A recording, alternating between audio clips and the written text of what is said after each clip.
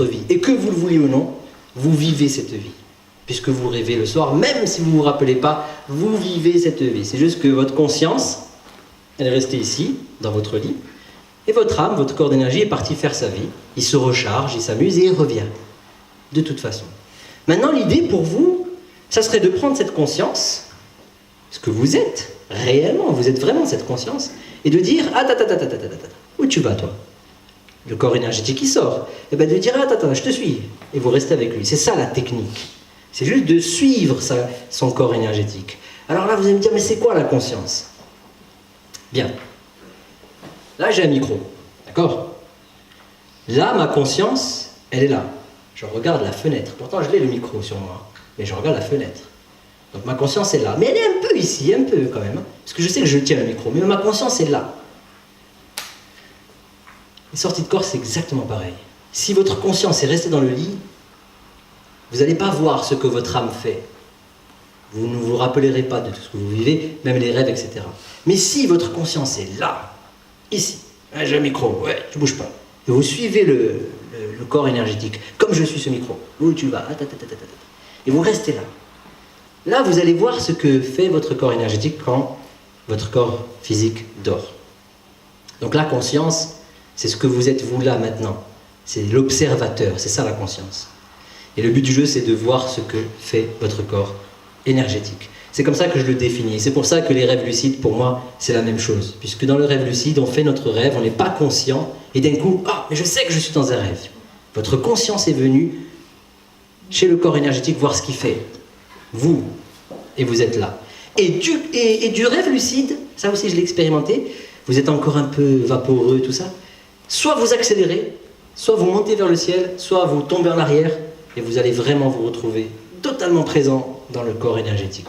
Puisque vous allez casser la bulle de rêve, vous allez casser cette image. Moi je vois souvent des gens qui se promènent, ils ont comme des informations, comme dans Matrix. Ils ont des informations qui tournent autour d'eux. Ben, je pense que c'est leur rêve, ça. Ils sont dans leur rêve, ils marchent et ils voient des trucs comme ça, comme des écrans. Et parfois je viens, et ça se casse un peu, et après ça revient. Donc ça c'est très intéressant. Nous on est dans notre rêve, dans notre bulle. Mais si on se réveille, dans notre corps d'énergie, on voit des réalités. Dans cette conférence, on ne va pas parler de ce qu'on voit. Il y a tellement de choses à voir, mais on va rester sur les bases. Bien.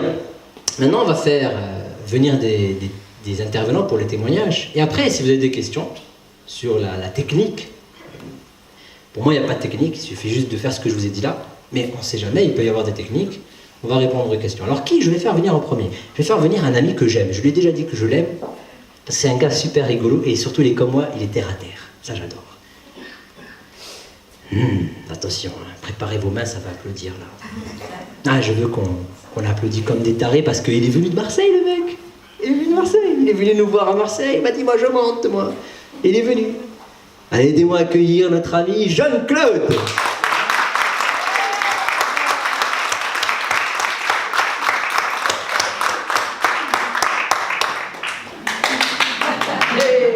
Merci. Jean-Claude. Bon, alors Jean-Claude, je pense qu'il connaît rien de tout ce que j'ai dit là. Non, pas du tout. Voilà, tu connais rien. Mais il a vécu des expériences. Et j'aime, parce qu'il est très terre à terre et il va vous en parler. Tu peux nous parler d'une ou deux expériences? Allez, deux. Bon, j'ai pas l'habitude d'en parler de tout ça, donc le monsieur qui sait bien parler, je suis admiratif. Bon, sincèrement, j'ai un peu. Enfin, j'ai pas honte, parce que bon, vous êtes là pour ça. Moi, j'appelle ça un rêve, parce que depuis que je suis comme ça, je vis ça. Depuis que je suis comme ça. Je peux dire comment ça m'arrivait Oui, bien sûr, bien sûr. Dans la cour de récréation, je m'allongeais par terre. Je m'allongeais par terre. Je regardais le ciel. Je regardais, je respirais. Mais j'avais pas de technique. Hein. Ouais. Et je partais dans le ciel. Mais je déconne pas. Hein. Et j'ai vécu ça à la plage, mais tout petit. Hein. Sans compter les rêves, les machins. Et je vais te dire juste les derniers rêves que j'ai fait là. Parce que j'appelle ça des rêves, moi. Des rêves, mais où il y a la réalité, quoi, derrière. Un soir, j'étais chez des amis, donc il y a 3 semaines de ça, j'étais chez des amis, un couple d'amis, et on passe la soirée ensemble et tout, je dors chez eux. Et le lendemain matin, je me réveille, on me prenait le déj et tout, et puis il y a mon ami Jennifer qui me dit alors JC, tu as rêvé cette nuit? Je fais bah ouais, TV, bien ça me revient et tout, parce que Dans mes rêves, je suis hyper conscient. C'est-à-dire que la personne a fait ça et elle-même, elle me touche aussi. Donc il y a une réalité. Si elle est en train de jouer, des fois, je sais pas, elle joue avec un ballon, là, et puis elle parle en même temps. Hein. Là, où des fois c'est un petit gamin, les filles elles font des trucs comme ça, donc après on joue. En plus, je joue énormément dans mes rêves, je vole, je traverse les murs, mais je vais très vite.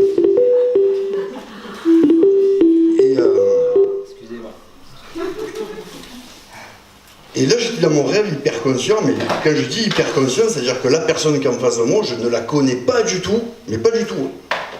Mais je lui pose la question, je dis, comment tu t'appelles? Alors, je ne dirai pas de nom, mais elle m'a dit son nom, tout ça. Je lui dis, comment tu t'appelles? Elle me dit, je m'appelle Linda.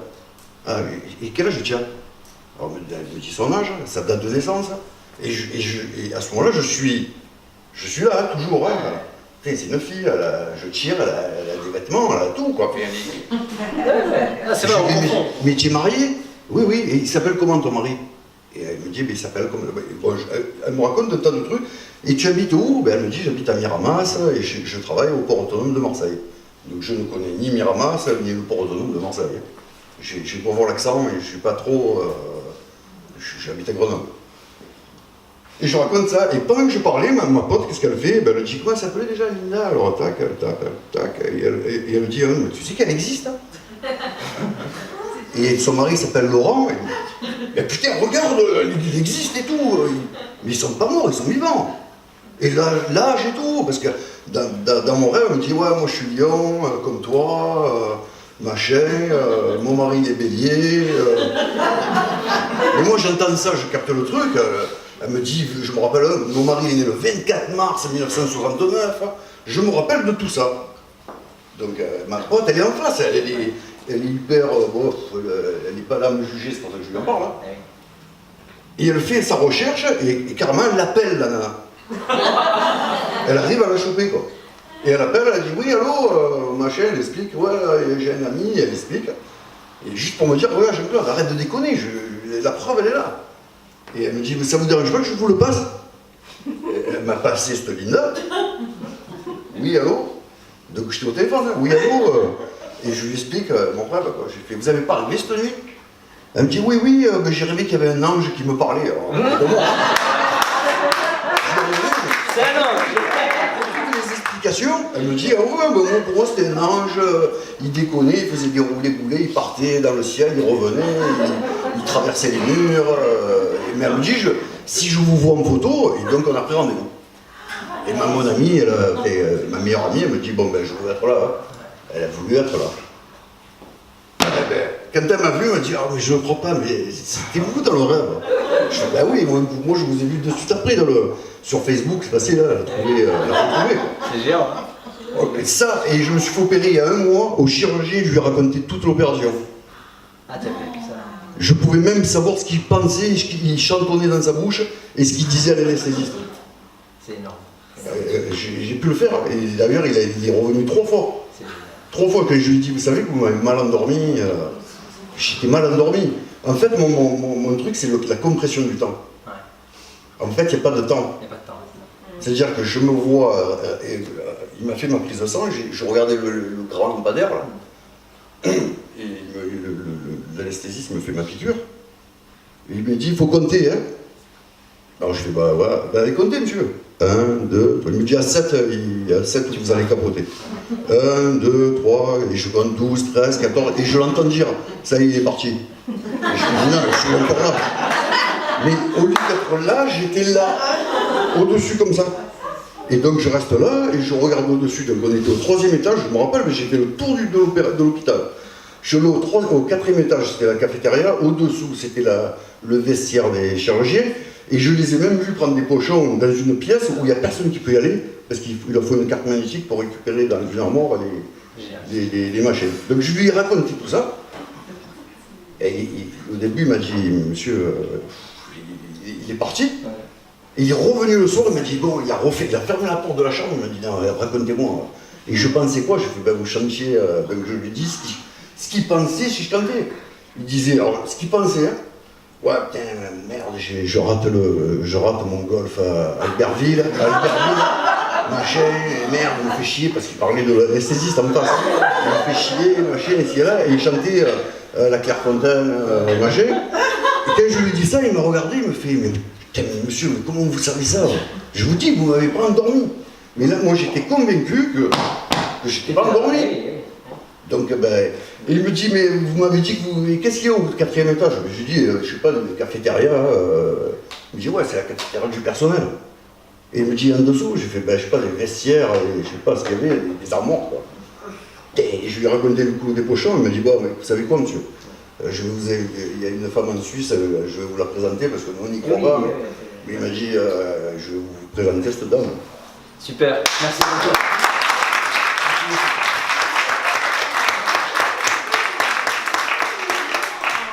Jean-Claude est un entrepreneur, lui et moi on s'entend bien parce qu'on est vraiment pratico-pratique. Hein. Et je vous le dis, il dit ça mais il n'en parle pas d'habitude. Hein. Donc voilà, très intéressant. Allez, je vais appeler mon amie Atika qui elle aussi a vécu des choses intéressantes étant petite, souvent inconscient. Alors s'il vous plaît, encore plus que Jean-Claude parce que c'est une femme.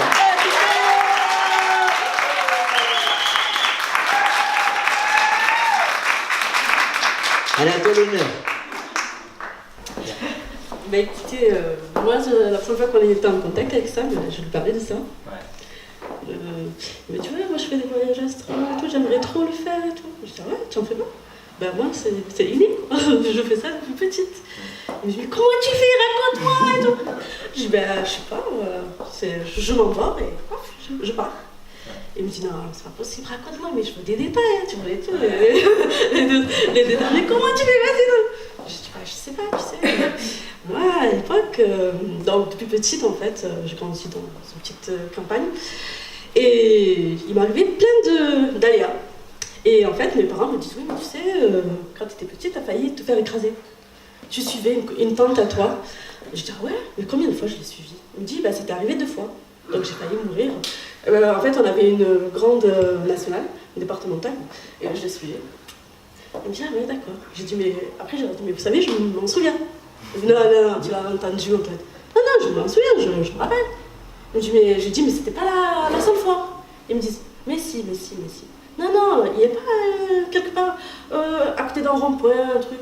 Il me dit, après ils réfléchissent et tout. Après quelques années après, ils me disent, ah, mais tu sais, on passe à côté d'un rond-point. Ils me disent, oui, ben là, t'as failli mourir aussi. Là aussi, t'es sorti quoi, de la route. On était chez des amis et ils me disent, ben voilà, t'as failli partir. Tu fais la maline, tu bouges trop. Je dis, ah d'accord. Bon, et en fait, finalement, je continue ma vie. Et tout. Tu te rappelais de ces moments en fait? Ouais, des flashs. Après, ils me disent, en fait, il y avait la famille qui vivait chez nous. Je dis, oui, je me rappelle, ils vivaient chez nous. Mais oui, on te l'a dit. Oui, non, mais moi je me rappelle, ils étaient dans cette pièce.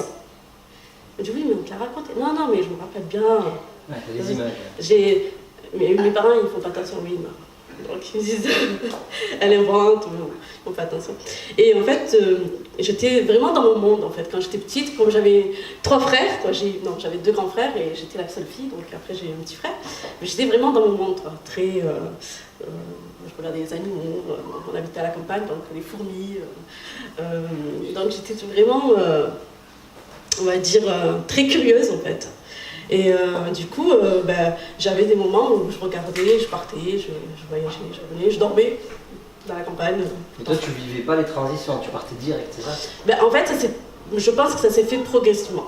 Donc après, j'ai fait, quand j'ai réalisé, en fait, je dormais avec mon petit frère, après mon petit frère est apparu dans ma vie, il est né. Donc, je dormais avec mon petit frère. Après, il me dit, ouais, tu sais, cette nuit, t'as beaucoup parlé. Ah ouais? Ouais, tu racontais l'histoire, c'est qui Gwenaël, c'est qui un tel. Je dis, c'est des amis d'enfance, quoi.